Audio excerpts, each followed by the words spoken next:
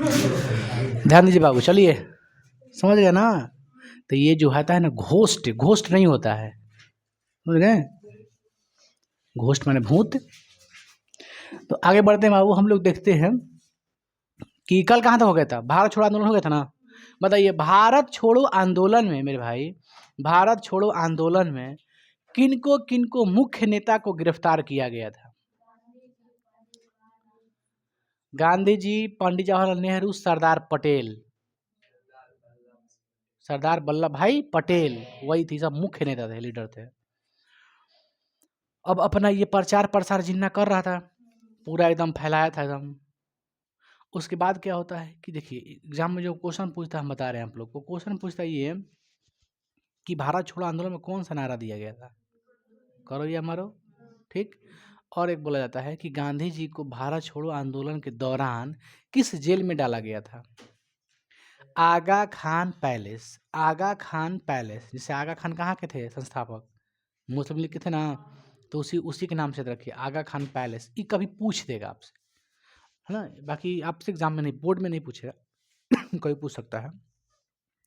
तो बाहर से कौन अपना सशक्त एकदम विद्रोह चला रहा था? सुभाष चंद्र बोस चला रहे थे, है ना। 45 में ना इंतकाल हुआ था उनका, 18 अगस्त को मर गए थे, डेथ कर गए थे। उसके बाद क्या होता है कि बाहर से अपना सपोर्ट पूरा करते हैं। उनका एक आईएनए था, कौन था, आज़ाद हिंद फौज था ना, आज़ाद हिंद फौज, उस समर्थन बाहर से कर रहे थे। उसके बाद जानते हो क्या हुआ था, फिर धीरे धीरे कमज़ोर पड़ गया ना, जब जापान कमज़ोर पड़ गया, तो इस सब की जितना भी आईएनए का था ना फौजी, इस सब की अंग्रेजवा जो है ना सब गिरफ्तार करके इसको लाल किला में इसका मुकदमा चलाया गया था। लाल किला है ना, रेड फोर्ट दिल्ली में, दिल्ली में ना है, तो उसमें लाल किला के अंदर ही उसमें मुकदमा चलाया गया था। उस पर आईएनए जो था ना, आज़ाद हिंद फौज सरकार, उसके ऊपर कार्रवाई की गई थी। अब आगे बढ़ते हैं, उसके ऊपर कार्रवाई हो गई, ठीक है। अब हम देखते हैं मेरे भाई कि गांधी जी की रिहाई, गांधी जी की फिर तबीयत खराब हो गई जेल में, समझ गए। उनकी पत्नी का नाम क्या था, कस्तूरबा गांधी, तो उनकी पत्नी की भी इंतकाल हो गई, डेथ कर गई वो भी।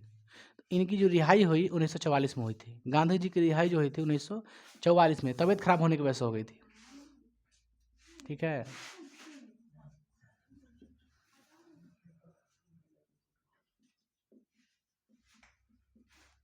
इस समय जानते हो द्वितीय विश्व युद्ध चल रहा है। अब बंगाल में एकदम पूरी तरह से अकाल पड़ा हुआ, सामान महंगा हो गया, जितना भी खाद्य सामग्री है, खाने वाला पीने वाला सब सेना को चला जा रहा था। अब हुआ था कि जो खाद्य सामग्री सामान जो सेना के पास जाता था, उसमें क्या होता था कि उस खान पान में भी भेदभाव किया जाता था। जैसे जो भारतीय सेना है ना, तो उसके साथ मतलब कि कंकड़ पत्थर जो भी जैसन जैसन खाना पीना दिया जाता था, बाकी जो अंग्रेज थे गोरे लोग, उन लोग को वीआईपी एकदम खाना मिलता था, सेना में बता रहे हैं आप लोग को, समझ गए। तो सेना में भी भेदभाव हो गया, जिससे भारतीय जो सेना थे, जो यहाँ के जो सेना थे, उन लोगों ने विद्रोह कर दिया। उसे बोलते हैं सैनिक विद्रोह। क्या कहते हैं, सैनिक विद्रोह, सैनिक विद्रोह हो जाता है, सैनिक विद्रोह, सेना मतलब विद्रोह कर देते हैं, समझ गए। सैनिक विद्रोह यह कब होता है, फरवरी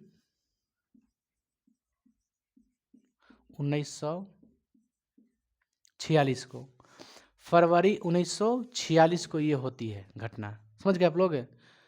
फरवरी में 22 फरवरी था शायद। अच्छा, सुभाष चंद्र बोस की जन्म कब हुई थी,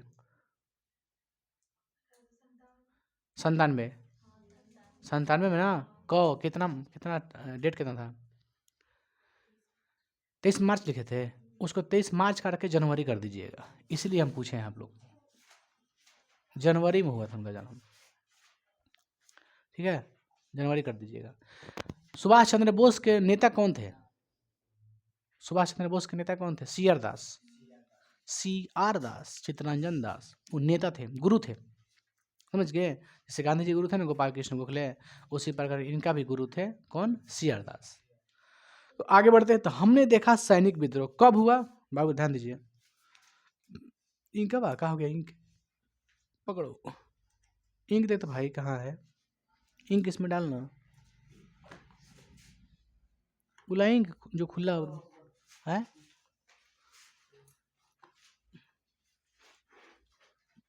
उसी पर रखना वहाँ पे ना। देखिए, सैनिकों ने विद्रोह कर दिया। कब किया? फरवरी 1946 को विद्रोह कर दिया। समझ गए? फरवरी में यह विद्रोह कर दिया। हालांकि फरवरी में ही जितना भी ये सैनिक थे ना, जो विद्रोह किया था, इसने क्या किया, जो आईएनए के जो जिसको गिरफ्तार किया गया था भारतीयों द्वारा, किसके द्वारा? भारतीय अंग्रेजों द्वारा। जो आईएनए के जो थे वो लोग, उन लोग गिरफ्तार किया गया था। गिरफ्तार के दौरान उसको लाल किला में मुकदमा चला गया। उसके खिलाफ भी होकर के, मतलब सब कारण बन गया सैनिकों का कि मुकदमा, हमारे सैनिकों पर मुकदमा चलाया जा रहा है। तो उस सैनिक के खिलाफ उनके जो नाविक थे, उनके जो नाव थे, उसमें उसी के लोगों का झंडा गाड़ दिया था। ये हमारे जो भारतीय सैनिक थे यहाँ पे, तो जैसे जो आईएनए होती है ना, आईएनए आईएनए क्या थी? फौज थी एक, सुभाष चंद्र बोस का तैयार किया हुआ फौज था आईएनए। समझ गए? आज़ाद हिंद फौज। तो वो सब को गिरफ्तार करके लाल किला में लाया गया। ये लोग, भारतीय जो सैनिक था, इन लोग के साथ खान पान में भेदभाव हो रहा था, जिस कर इसने विद्रोह कर दिया। विद्रोह में क्या किया, इन्होंने अपना झंडा, आईएनए के जो लोगो होता ना, जो आईएनए के जो लोगो था, वही लोगो लगा दिया। मतलब आईएनए के सपोर्ट में हो गया और खान पान के पूरा अंग्रेजों के खिलाफ हो गए ये लोग। तो इन लोग पे अंग्रेजों ने कार्रवाई किया। कार्रवाई के दौरान इन लोग को जल्द से जल्द निपटारा करने के लिए कहा गया। ऊपर से ब्रिटिश सरकार बोल रही थी वहाँ के लंदन से कि इन लोग को जितना जल्दी से जल्दी हो कि इन लोग को निपटारा करो, नष्ट करो, इसको ख़त्म करो। तो सरदार जो पटेल थे, वो नहीं बोला, मतलब किसी तरह से मध्यस्थता करके, मीडिएटर बन के उसको सल्टा दिया मैटर को। लेकिन ये बाद में इन लोगों पर मुकदमा चलाया था अंग्रेज, जो सैनिक जो विद्रोह किए थे, सैनिक विद्रोह, इन लोगों पर मुकदमा चलाया गया था। समझ गए आप लोग? तो यही है सैनिक विद्रोह। यह सैनिक विद्रोह कब हुआ था? तो कहिएगा फरवरी 1946 को। आगे बढ़ते हैं है बाबू, आगे बढ़ के देखते हैं हम लोग कुछ ही। अब पढ़ेंगे हम लोग कैबिनेट मिशन। क्या पढ़ेंगे? Cabinet mission. कैबिनेट मिशन कब आया था भारत? कैबिनेट मिशन 1946 में ही आया था। समझ गए? कैबिनेट जो मिशन था मार्च को ही आया था 1946, जस्ट एक महीना के बाद कैबिनेट मिशन आया। कैबिनेट मिशन जो भेजा था वो थे लेबर पार्टी। जो लंदन था ना, वहाँ पे विंस्टन चर्चिल जीता नहीं था। वहाँ पे भी जो चुनाव हुआ था उसमें जीते थे, कोई था एटले नाम के नाम से व्यक्ति का, जो सच्ची वहाँ का प्रधानमंत्री था। समझ गए? पहले यहाँ पे लिखिए उद्देश्य क्या था।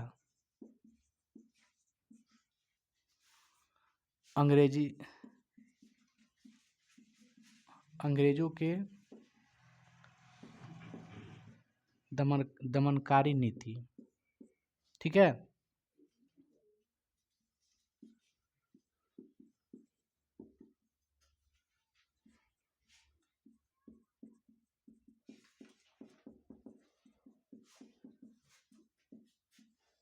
इन पे मुकदमा चलाया गया।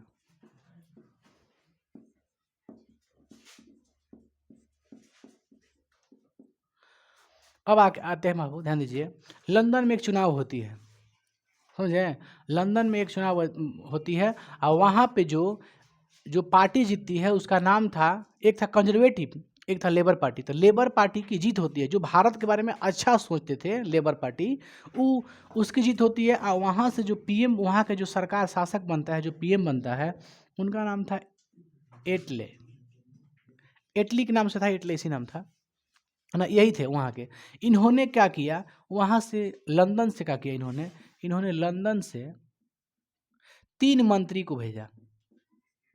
समझे? 3 मंत्री को भेजा। 3 मंत्री में कौन कौन थे? 3 मंत्री में थे क्रिप्स, जो पहले आ चुका था, अलेक्जेंडर, लॉरेंस, है ना। क्रिप्स, अलेक्जेंडर और लॉरेंस थे। लॉरेंस, एल से लॉरेंस, पैंथेक लॉरेंस पूरा नाम था। एल से लॉरेंस, एल से लीडर, ये मुख्य लीडर थे। समझ गए? मतलब मेन जो है 3 मंत्री में सबसे लीडर कौन थे? लॉरेंस थे। लॉरेंस बिश्नोई ना, लॉरेंस। तो ये जो 3 मंत्री है ना, इन्हीं 3 मंत्री को बोलते हैं कैबिनेट मिशन। समझ गए? क्या बोलते हैं? Cabinet mission. यही क्या है? कैबिनेट। ये 3 लोग आते हैं, अब भारत में आते हैं, कहते हैं कि ठीक है ऐसे। अब तो पूरा विद्रोह फैल चुका था ना, तो ये आए थे काहे के लिए? भारत को आज़ाद करने के लिए, संविधान बनाने के लिए और सरकार बनाने के लिए। तो आया यहाँ पे, बोला कि देखिए सबसे पहले आप लोग का बनाइए, संविधान बनाइए। तो इसका जो, इसको क्या कहेंगे? Cabinet mission.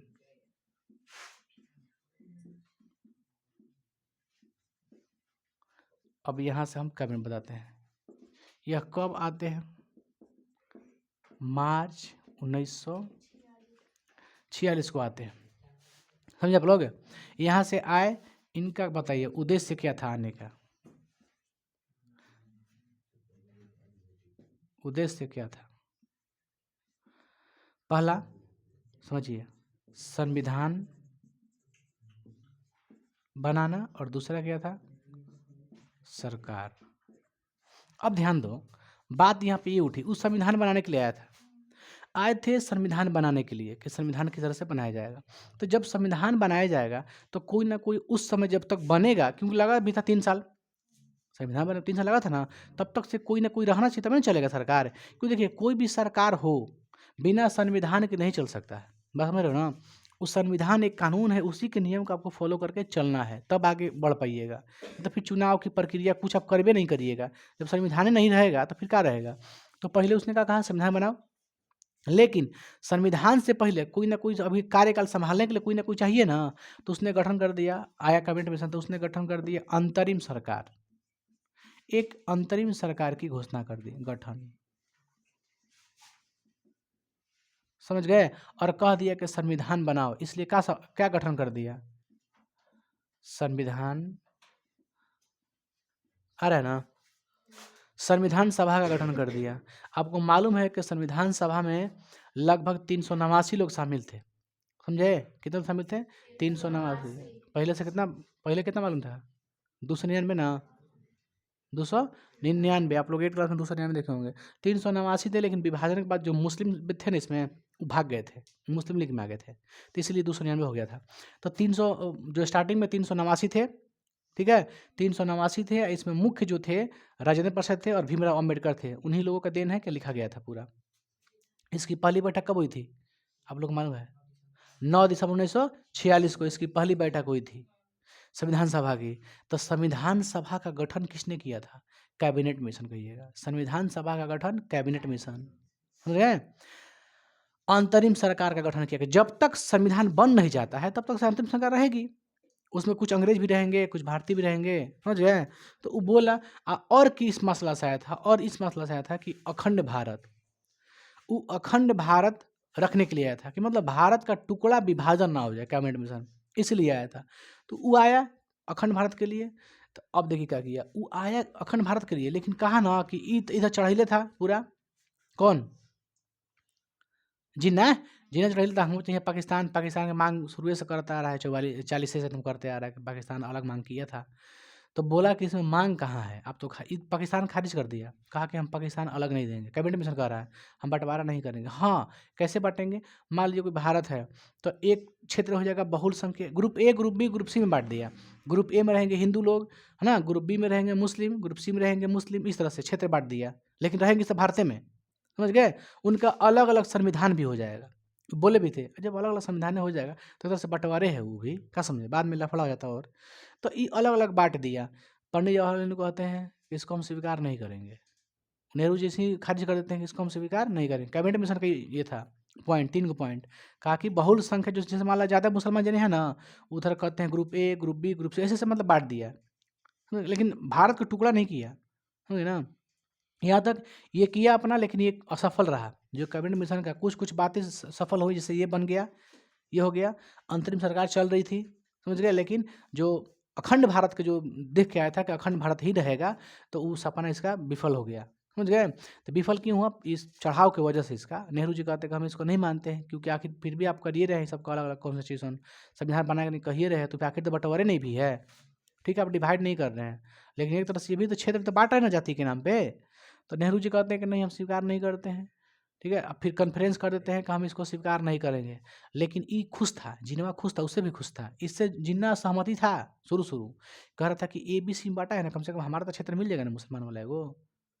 उसको व्यक्तिगत लाभ चाहिए था, मतलब लोगों के लिए नहीं सोचता था, व्यक्तिगत लाभ, खुद के लाभ के लिए सोचता था। तो आगे चल करके ये विफल हो जाती है, कहीं कहीं सफल होती है, जैसे ये सफल हो गया ना, लेकिन अखंड भारत में ये असफल हो गया, यानी भारत बटेगा तो बटेगा, समझ गए। अब देखिए यहाँ से बाहर कौन होता है, इससे खारिज कर देता है कि हम इसको स्वीकार नहीं करते हैं, जिन्ना भी कर देता है।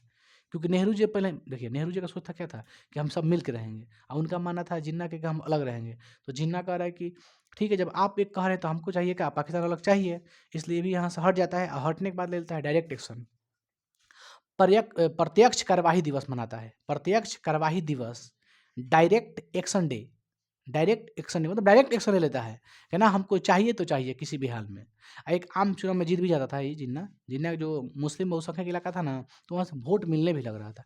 तो एक तरह से ये भी हो गया कि मुसलमान भी चाहिए रहे हैं सभी लोग, तो फिर क्या किया जाए। फिर से ये चल जाता है, कैबिनेट मिशन खत्म हो जाती है। फिर उधर से आता है एक और माउंट बेटन योजना आता है। उधर से अंतिम वायसराय आता है माउंट बेटन नाम था उसका, माउंट बेटन नाम था। ये था भारत का अंतिम viceroy Mountbatten. Mountbatten आता है, भारत को बांट के चला जाता है, बीच में लाइन खींच देता है। ये है रेड क्लिफ लाइन।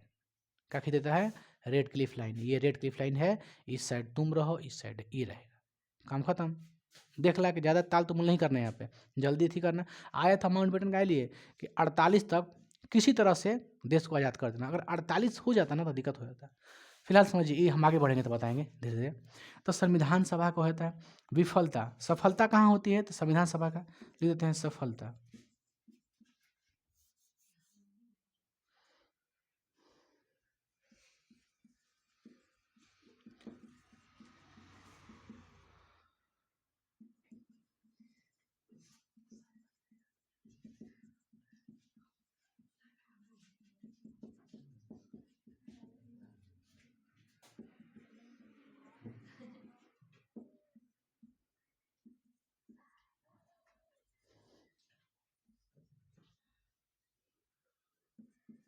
ऐसे कहते हैं जिन्ना स्वीकार नहीं करता है।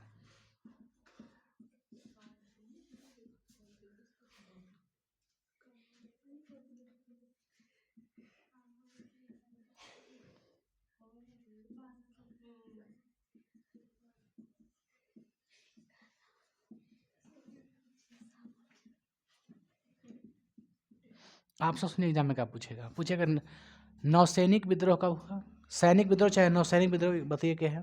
ठीक है, तो ये कब होता है? फरवरी 46 को। ये पूछेगा आपसे, बाकी इसमें कुछ नहीं पूछेगा। कैबिनेट मिशन में बताइए कौन कौन आए थे? तो क्रिप्स, अलेक्जेंडर, लॉरेंस। इसमें से भी नहीं पूछेगा। कब आया था ये पूछेगा कैबिनेट मिशन। ठीक है, इसमें संविधान सभा का गठन हुआ था। बेवेल था उस समय वायसराय। ये जब आया था ना कैबिनेट मिशन, यहाँ का था बेवेल, उसका नाम था बेवेल। आप उसमें दे रखिए, बस याद रखिए अंतिम वाला याद रखिएगा माउंट बेटन को, कि अंतिम बार कौन आया था? माउंट बेटन वायसराय बन के आया था। तो ये सब चीज़ें हैं, समझ गए बाबू। तो यहाँ से हमने क्या चले गए कैबिनेट मिशन। हम बताएं कि वहाँ से यही जो है था ना इटले, वहाँ से भेजा था 3 मंत्री को। इसी 3 मंत्री का नाम क्या है? कैबिनेट मिशन का नाम कहा गया कि यही क्या है कैबिनेट मिशन। यही अपना जो भी बात रखा, उद्देश्य रखा, संविधान सभा बना लो भाई अपना, अपना एक सरकार गठन कर लो। और क्या था इसके बाद जानते हो? भीषण काल कहाँ पड़ा था? बंगाल में। बंगाल में सबसे ज़्यादा भूखमरी आ गई थी। लोग कम से कम 15 से 20 लाख लोग मारे गए थे। इसके बाद दंगा बहुत बढ़िया हो गया था, क्योंकि इसके बाद क्या ले लिया था वो? सड़क पर उतर गया था जिन्ना, कहा कि हम इनका डायरेक्ट एक्शन ले लेंगे। मतलब डायरेक्ट मतलब क्या? प्रत्यक्ष। प्रत्यक्ष कार्यवाही दिवस उसने क्या मनाया?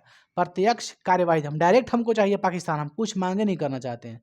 तो सड़क पर उतर के खूब मुसलमानों के किया, ये किया वो किया, पूरा अथी कहने लगा।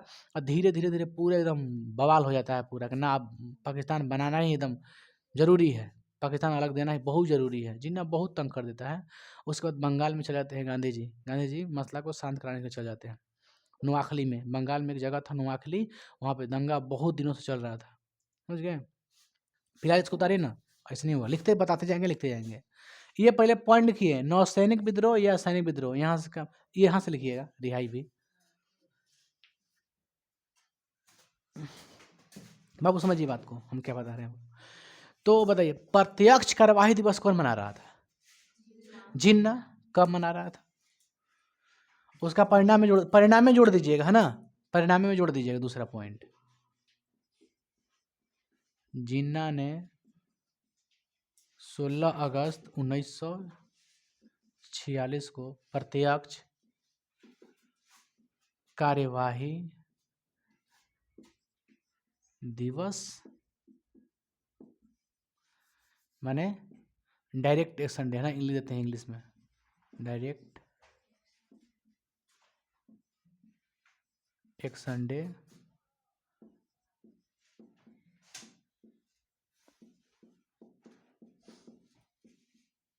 मनाया, लिख दीजिएगा परिणाम में, जिससे काफ़ी लोग व्यग्र हो गए कि अब हमको देश अलग चाहिए। अंतिम रूप से ये माउंट थी कैबिनेट मिशन फेल हो जाती है।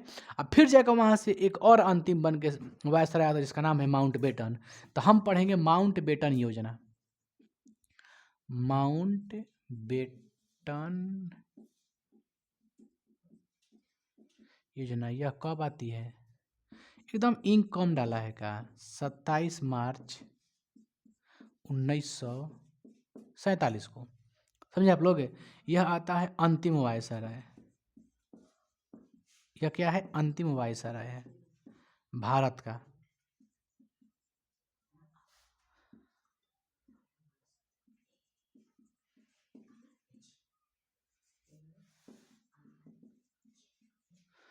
माउंट बेटन योजना, यहाँ तक कोई दिक्कत आप लोगों को? माउंट बेटन एक व्यक्ति का नाम था, उसी के नाम पे योजना कह दिया गया माउंट बेटन योजना। माउंट बेटन आया अंतिम लक्ष्य लेकर के। संविधान सभा का तो पहले ही गठन हो गया, कैबिनेट मिशन के तहत ही गठन हो गया है। यह आता है, यह सभी लोगों से, बड़े बड़े नेताओं से मिलकर के बात करता है। गांधी जी से भी बात करता है। गांधी जी से बात करते हैं तो गांधी जी राय देते हैं कि देखिए, जिन्ना को कह दीजिएगा कि जिन्ना ही सरकार बना ले, ठीक है, वही सरकार बनाने, लेकिन पाकिस्तान नहीं बनने दीजिएगा, भारत का बंटवारा मत होने दीजिएगा, समझ गए। तो जाके भेंट करते हैं पहले, किन से? गांधी जी से भेंट करते हैं। गांधी जी राय देते हैं कि कम से कम जिन्ना को बना दीजिएगा, उसी का सरकार रहेगा। ये थोड़ा ना कि अंतिम तक इसका ही सरकार रहेगा, 5 साल के बाद फिर चुनाव हो जाएगा का, परमानेंट तो नहीं रहेगा। तो कम से कम इतना हो जाता ना, तो कम से कम देश का बंटवारा नहीं होता। इनका कहने का मतलब ये है कि देश का बांटने मत देना बस, किसी हाल में, भले जिन्ना का सरकार बना ले अपना। गांधी जी उस समय कहाँ थे? बंगाल में चले गए थे अकेले, कोई नहीं गया था। सरदार पटेल थे, पंडित जवाहरलाल नेहरू थे, राजेंद्र प्रसाद, सभी लोग था, लेकिन कोई नहीं गया था बंगाल में। अकेले गया था, अकेले। वो जाके पूरा ना अनशन बढ़ गया बंगाल में जाके। कोलकाता में बहुत अकाल पड़ गया था ना, काफ़ी अपने में लोग दंगा कर रहा था, भूखमरी तो बहुत कुछ लेकर के थी ये मसला। बहुत बड़ा दंगा वहाँ पे हुआ। अकेले गया, ही नोआखली में गया, बंगाल की जगह है नोआखली, अभी बांग्लादेश में चला गया क्षेत्र ना, उस समय इसी में था। तो नोआखली में पहुंचते हैं, वहाँ लोगों के बीच अकेला आदमी उतना 50,000, 1 लाख, 2 लाख ऐसे आदमी के बीच में जाकर के अनशन पर बढ़ जाते हैं 14 दिन के लिए। अकेले उस आंदोलन को शांत करा देते हैं, अकेले शांत करा देते हैं, समझ गए। तो अंग्रेजों ने क्या कहता है, इन्हें वहीं से कहता है कि ये बंदा छोटा मोटा आदमी नहीं है, सब फौज को मिला के अकेला ही फौज है, समझ गए। कहा 1 मैन आर्मी। वहीं से बोला था इंग्लैंड के माउंट बेटनवा, सब ब्रिटिश बोला था ये क्या है, 1 मैन आर्मी है, यानी सब फौजी का अकेले बराबर अथी है, सोच लीजिए इसका। वहीं पे बोला गया था 1 मैन आर्मी, ब्रिटिश बोले थे गांधी जी को 1 मैन आर्मी। अकेले शांत करा दिया, तो उतना बड़ा दंगा, कोई नहीं गया था, डरे मरा जाएंगे, कुछ आ जाएंगे। तो इसके बाद ही गांधी जी से, गांधी देखिए जब बंटवारा विभाजन की प्रक्रिया हो रही थी तो वो नोआखली में थे, बांग्लादेश में चले गए थे। मेन बंटवारा के हिस्से में थे ही नहीं गांधी जी, समझ गए। लेकिन बोले थे माउंट बेटन से कि आप क्या कीजिएगा कि जिन्ना को भले सरकार बना दीजिएगा, लेकिन पाकिस्तान नहीं बनने दीजिएगा। तो अंतिम रूप से क्या होता है कि इतना भीषण बन जाता है कि मजबूरन इसको क्या करना पड़ता है, इसको मजबूरन बांटना पड़ता है, समझ गए। पाकिस्तान को अलग करना पड़ता है। इतना ही आंदोलन फैला दिया था ना ये जिन्नमा, कि उसको बांटना पड़ा। लेकिन मसला रखा गांधी जी के कहने के हिसाब से। गांधी जी ने क्या कहा? गांधी जी के हिसाब से कहे कि जिन्ना को क्या बनाने दो, जिन्ना को सरकार बनाने दीजिएगा, ठीक। इधर थे पंडित जवाहरलाल नेहरू, पंडित नेहरू, और कौन थे? पटेल थे, सरदार वल्लभ भाई पटेल, ये दोनों लोग थे। ये दोनों के बीच में मसला था कि कौन बनेगा यहाँ का मंत्री, मीन्स किसका सरकार बनेगा, कांग्रेस के बनेगा कि जिन्ना की बनेगा, यानी मुस्लिम लीग की बनेगी कि कांग्रेस की बनेगी, मसला यही था। तो इन लोग से बोला गया कि आप लोग किसको बनने दीजिएगा, जिन्ना को बनने दीजिएगा। माउंट बेटनों से बोले थे कि जिन्ना को बना दीजिएगा, लेकिन इन लोग कहा कि ना, नहीं बनने देंगे, ये इसका सरकार नहीं बना, समझ गए। नहीं तो अगर बना लेता तो 5 साल के बाद फिर से खत्म हो जाता, ये फिर से भारत में रहता, मिला रहता, कोई दिक्कत नहीं था। तो बताइए, क्या गांधी जी ने पाकिस्तान को बांटा? नहीं बांटा। बांटा ये लोग नहीं तो कह ही रहे थे कि जिन्ना को सरकार बनाने दो, समझ गए। जिन्ना को सरकार बना लेगा तो देश का विभाजन नहीं होगा, विभाजन रुक जाएगा। गांधी सपोर्ट कर रहे थे। पंडित नेहरू कहते हैं कि नहीं, पटेल कहते हैं कि नहीं, चोट्टा है। तो गांधी जी कह रहे थे ठीक है, चोट्टा हम मानते हैं, चोट्टा नहीं, महा चोट्टा है। जिनवा कह रहे थे कि महा चोट्टा है ये, समझ गए। लेकिन ये क्या करते हैं कि इनको सरकार बनाने नहीं दिया जाता है। अंतिम रूप से एक फैसला आता है 14 अगस्त को 1947 को रातों रात की फैसला आती है कि पाकिस्तान का जन्म हो गया। समझ गए? 14 अगस्त को 1900 मतलब ब्रिटिश संसद से पारित पारित हो जाता है कि विधेयक बन जाता है, कानून बन जाता है कि पाकिस्तान अलग है। एक रेड क्लिफ लाइन खींच देता है भारत और पाकिस्तान के बीच में, ठीक है? बॉर्डर पे मुस्लिम बोलते हैं, भारत पाकिस्तान के बॉर्डर के बीच में कौन सी लाइन है? रेड क्लिफ है ना। तो 14 अगस्त 1947 को रेड क्लिफ लाइन खींच करके कह देता है कि पाकिस्तान है, ये मुस्लिम लीग का है, जितना लोग मुस्लिम में जाना चाहते हैं जा सकते हैं। तो पूरा रखा गया, निष्पक्ष रखा गया कि आपको अगर भारत में रहे तो भारत में रह सकते हैं या फिर पाकिस्तान में जा सकते हैं, आपकी मर्जी है। तो कुछ लोग भारत में रह गए, कुछ लोग चले गए पाकिस्तान में, मुसलमान लोग। तो 14 अगस्त को क्या होता है? पाकिस्तान का जन्म ले देते हैं। पाकिस्तान का जन्म होता है, ठीक है। अब 15 अगस्त को 1947 को भारत क्या होता है? आज़ाद होता है। पाकिस्तान और भारत के बीच में क्या खींच जाता है?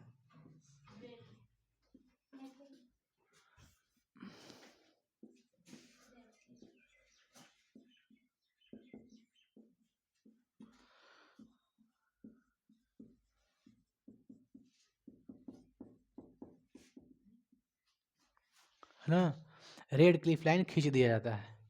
मतलब कि पाकिस्तान है, ये भारत है, बात समझे? तो 14 अगस्त को पाकिस्तान बन जाता है। अब 15 अगस्त को देश पूरा आज़ाद हो जाता है।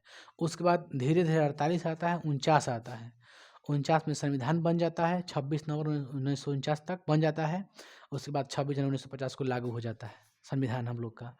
हमारा देश का होता है गणतांत्रिक देश हो जाता है। उसके बाद चुनाव होता है, प्रक्रिया होती है। 1952 की पहला चुनाव होता है, पंडित जवाहरलाल नेहरू प्रधानमंत्री बन जाते हैं, कांग्रेस की सरकार बनती है। उसके बाद धीरे धीरे आगे बढ़ती रहती है, समझ गए? 57 में वो लोग का पूरा होता है संविधान बन के। पाकिस्तान के 57 बन के 1957 बन गया था पूरा। तो यहाँ तक ये है। अब आता है 47 तो खत्म हो गया, यहाँ तक तो बांट दिए हम लोग। बोले थे गांधी जी के जिन्ना के बना दे सरकार, नहीं बिहार दी। हाँ, अब देखिए उस समय जैसे कैसे हो गया मुस्लिम लीग, उसी प्रकार अन्य पार्टी भी थी, जैसे आरएसएस हो गया, हिंदू महासभा हो गया, ये सब अलग अलग पार्टी थी। तो हिंदू महासभा के ही एक व्यक्ति थे जिनका नाम था नाथूराम गोडसे। नाथूराम गोडसे, नाथूराम गोडसे हिंदू महासभा के मेंबर थे, समझ गए? उनको बोला गया था कि गांधी जी को मारना है सीधा। हालांकि दूसरों को बोला गया था, लेकिन गांधी जी को मार दिए थे जाकर के, समझ गए? तो हिंदू महासभा क्यों मारे थे पहले समझिए। इनका मानना था कि जो गांधी जी थे ना, ये पाकिस्तान के पक्ष में थे, जिन्ना के पक्ष में थे। हिंदू के लिए क्या थे? हिंदू के हित के लिए नहीं सोचते थे, मुस्लिम के हित के लिए सोचते थे गांधी जी। इनका मानना था। गोडसे का मतलब हिंदू महासभा का। हिंदू महासभा भारत छोड़ो आंदोलन में शामिल नहीं हुआ था। सोचिए, बहुत बड़ा आंदोलन था, उसमें उसको शामिल होना चाहिए था। हिंदू महासभा शामिल नहीं होता है, समझ गए? हिंदू महासभा शामिल नहीं होता है, बल्कि क्या करता है वो? नाथूराम गोडसे के द्वारा गांधी जी की हत्या करवा दी जाती है। नाथूराम गोडसे आता है, बस मारता है गोली से, ढाई ढाई दो, गांधी जी खत्म। तो नाथूराम गोडसे जो था ना, सोच लीजिए, हिंदू के लिए कह रहा था कि हिंदू के लिए नहीं सोच रहा था, ये पाकिस्तान का यही बांटने दिया। अरे भाई, जिन्ना का कहते ना सरकार बना दीजिए, कोई दिक्कत नहीं था, मुस्लिम का सरकार बन जाता। अब नहीं होता बंटवारा। अरे भाई, थोड़ा ना परमानेंट रहेगा, सोच रहे थे आगे क्यों गांधी जी। वही लोग पागल लिखा था, मार दिया उनको। बताइए, वो अकेला आदमी था, उतना बड़ा काम किया, और उसी के योगदान ज़्यादा है। अभी तक जितना पढ़े हम लोग, क्या पढ़े? गांधी युग। जितना पढ़े गांधी युग पढ़े हैं, सबसे ज़्यादा गांधी युग चला है, बाकी कोई उतना योगदान नहीं दिया है, समझ गए? उसको मार दिए गोडसे। गोडसे को फिर बाद में फांसी दे दिया गया था, पकड़ के गिरफ्तार करके फांसी दे दिया गया था गोडसे को। लेकिन हिंदू महासभा का यही था, गलतफहमी हो गया था इन लोग को कि मुस्लिम के लिए सोचते हैं, है ना? पाकिस्तान के पक्ष में थे, इनका मानना था। काहे के लिए पक्ष में थे? पक्ष में नहीं थे, बल्कि सोच रहे थे कि जिन्ना की सरकार बना के किस तरह से हम लोग भारत का विभाजन ना होने दें। इनका कहना ये था, समझ गए? तो 1948 में नाथूराम गोडसे मार देता है गांधी जी को। सोच लीजिए, 1948 में कौन मारता है गांधी जी को?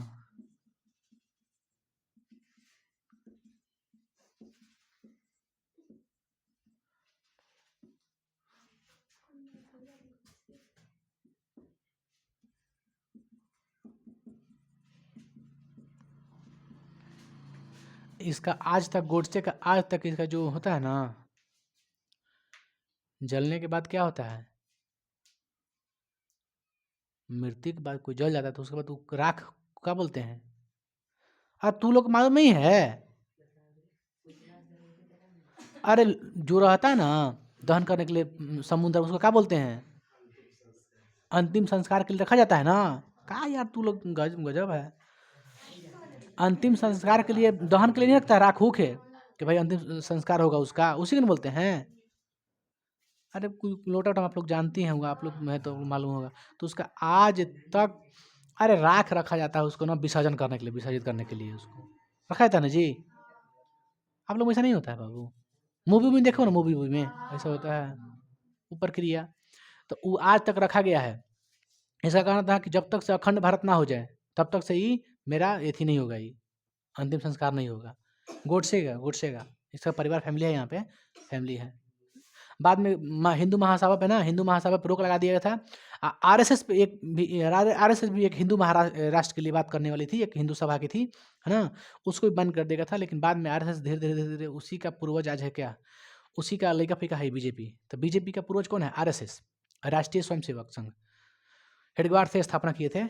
पढ़ेंगे काल इसके बारे में, आरएसएस पूरा लिखवा देंगे जो थोड़ा बहुत है तो, है ना, चार्ज भी पढ़ा देंगे। तो पहले समझो यहाँ तक। तो गांधी जी को गोडसे मार देता है, कहता है कि ये सिर्फ मुस्लिम पक्ष थे, जिन्ना के पक्ष में थे, इसलिए इनको मारिए, मार दिया। ये समझ गए? गोडसे का औकात नहीं था, माउंट बेटन में कहीं नहीं मार दिया, मारता चीर देता इसे। वो अंग्रेज था, पागल था वो, समझ गए?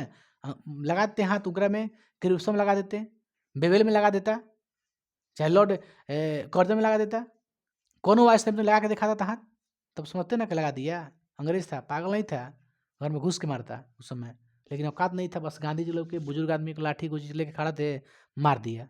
बताइए, जब वही गलती किए थे, अंग्रेज भी तो गलती किया था, कहीं नहीं मारा था। मंगल पांडे तो मार के फांसी पर चढ़ गए थे, भगत सिंह मार के फांसी पर चढ़ गए थे। तू कौन किया, क्या किया? ये अपने ही आदमी को मार दिया। अरे बात लेगा, बात करो क्या, मांग रखिए अपना, ये बात नहीं है, मारिए मत किसी को, अपना ही मारिएगा तो फिर क्या होगा। तो गांधी जी चले जाते हैं और जिन्ना अपना पाकिस्तान बना लेता है, पाकिस्तान जा जाते हैं, इसकी मृत्यु हो जाती है, अस्पताल उसको नहीं मिल पाता है, पेट्रोल खत्म हो जाता है, धीरे धीरे मर जाता है उधर है ना। हार्ट अटैक आने से मर गया था वो, जिनवा का नो ले गया था अस्पताल, ले जाने के लिए पेट्रोल खत्म हो गया, पेट्रोल में बड़ी भीड़ था वहाँ पे, मर गया वहाँ पे जा गया। तो जिन्ना जिन्ना जो था, जिन्ना किस जाति का था? तो जिन्ना पढ़े होंगे कि मुस्लिम जाति का है, लेकिन रियल में मुस्लिम जाति का नहीं था। उसके देखिए दादाजी का नाम था पूंजा भाई ठक्कर। क्या नाम था? उनके दादा का जो नाम था पूंजा भाई ठक्कर। पिताजी का नाम था जिन्ना भाई ठक्कर। समझ गए? ठक्कर एक जाति है जो हिंदू से बना है ना, हिंदू का ही एक जाति है, हिंदू धर्म से एक जाति है। कौन थे? पूंजा भाई ठक्कर और जिन्ना भाई ठक्कर, है ना, ये दादा थे, ये पिताजी थे। तो इन लोग ना मछुआरे थे, मछली मार रहे थे। इस सब इजात का मछली नहीं मारना है, लेकिन मछुआरे थे। तो जो इस जात के थे, जो लोग थे, तो इन लोग से विरोध हो गया कि आप लोग मछली क्यों मार रहे हैं, हमारा जाति का जो ना विरोध कर रहे हैं आप लोग, ये मतलब कि नहीं होता, एक नीचा दिखा रहे हैं आप लोग मछली मार करके। तो इनको भगा दिया गया कराची। धीरे धीरे इन लोगों ने कहा अपना लिया, मुस्लिम धर्म को अपना लिया धीरे धीरे। इसलिए जो जिन्ना है ना, जिन्ना भाई ठक्कर थे, धीरे धीरे क्या होंगे? जिन्ना, सिर्फ जिन्ना कहने लगे, अली जिन्ना। तो जिन्ना किस जाति से थे किससे? हिंदू से, हिंदू परिवार फैमिली से थे, लेकिन बाद में वो कबूल भले कर लिया मुस्लिम, लेकिन थे जिन्ना का हिंदू थे। समझ गए? ये दोनों किस जाति से संबंधित है? हिंदू से। दोनों जाति तो है हिंदू से संबंधित है। तो इससे संतान होने वाला भी क्या होगा? हिंदू ही ना होगा। क्या समझे? तो हिंदू थे जिन्ना। समझ गए? अलग भले वो पाकिस्तान ले लिया, आगे मर भी गया। इस तरह से हमारा देश का जो विभाजन होता है, देखिए हम ज़्यादा कुरेदे नहीं हैं, आप समझिए। हम पूरा संविधान के हिस्से नहीं बताएं कि 26 नवंबर को आज़ाद हुआ था, ये बना था, वो बना था। ये पॉलिटिक्स का हिस्सा है, आप समझो, ये पॉलिटिक्स का हिस्सा है। सिविक्स में भले किसको पढ़ा देंगे, वो अलग बात है, इसमें थोड़ी नहीं हम जोड़ सकते हैं। हिस्ट्री का है, तो हिस्ट्री का मेन पॉइंट देखेंगे हम लोग कि कब आया। अब थोड़ा सा दिमाग जोड़ डालो। 1920 में क्या हुआ था बताइए? 1920 में असहयोग आंदोलन का लिया गया था निर्णय। 23 में स्वराज पार्टी बनती है, ठीक है। 24 में मुस्तफ़ा कमाल पाशा वहाँ से खलीफा का पद हटाता है। 25 में इनकी मृत्यु हो जाती है, सी आर दास की होती है ना। उसके बाद 27 में विलय हो जाता है स्वराज पार्टी कांग्रेस के साथ। 27 में साइमन कमीशन आता है। 28 में नेहरू रिपोर्ट जारी होती है। 29 में लाहौर अधिवेशन होता है। ठीक कर रहे हैं। 29 में लाहौर अधिवेशन नहीं हुआ था ना, उसमें क्या लिया गया था, सविनय चलाने के लिए और पूर्ण स्वराज की मांग, ठीक है। उसके बाद क्या चलाया गया, 11 सूत्री मांग मांगा गया, इरविन से मांगा गया। उसके बाद क्या हुआ, कहा गया कि नहीं दिया वो, तो फिर इसने क्या चालू कर दिया, नमक कानून तोड़ दिया। कब तोड़े थे, कब चले थे यहाँ से, 12 मार्च 1930 को ना, 30 को 6 अप्रैल को पहुँच गए थे। उसके बाद आते हैं ना, धीरे धीरे भीषण हो जाता है, तो 5 फरवरी 1922 को क्या हो जाता है, 22 में आ गया जी। ये कब हुआ था, चौरी चौरा कांड 22 में हुआ था। आगे बढ़ते हैं, 32 में आ गए हम लोग। तो फिर होता है क्या चाहिए, कमेटी मिशन, सॉरी गोलमेज होता है पहल का 30 में, फिर 31 में भी होता है, 32 में भी होता है, 3 गो होता है ना। उसके बाद धीरे धीरे धीरे एक अधिनियम बनता है, भारतीय अधिनियम। उसके बाद 37 में चुनाव होता है, 37 में चुनाव होने के बाद कांग्रेस का होता है, जीत जाता है। 39 में क्या होता है बताइए, 39 में द्वितीय विश्व चालू हो जाता है, जबरदस्ती ढोंक देता है कि द्वितीय विश्व में लड़ो भारतीय, 3 लाख को, लगभग 3 लाख। तो उसमें होता क्या है, भारतीय नाखुश थे, धीरे धीरे इन लोगों ने कांग्रेस से इस्तीफा दे दिया टोटल, और उधर से मुक्ति दिवस मनाने लगा। कौन, जिन्ना मुक्ति दिवस मनाने लगा, उस समय मनाया था मुक्ति दिवस है। हाँ, उसके बाद 40 में क्या प्रस्ताव कर देता है, अगस्त प्रस्ताव। अगस्त प्रस्ताव के तहत क्या किया था, कहा कि नहीं हमको क्या चाहिए, पाकिस्तान चाहिए। उसके बाद बस खाली याद रखिए, अगस्त प्रस्ताव कब, 1940। ओके, फिर क्या हुआ था, धीरे धीरे उधर से सुभाष चंद्र बोस अपना काम कर रहे थे, नारा दे रहे थे, मार्च चले गए थे जर्मनी, है ना, अध्यक्ष पद के लिए इस्तीफा दे दिए थे वो भी। जर्मनी गए, जापान गए, सिंगापुर गए, सिंगापुर से नारा देते थे, तुम मुझे खून दो मैं तुम्हें आज़ादी दूंगा, दिल्ली चलो, उन्हीं का नारा है, ठीक है। ये सब होता है।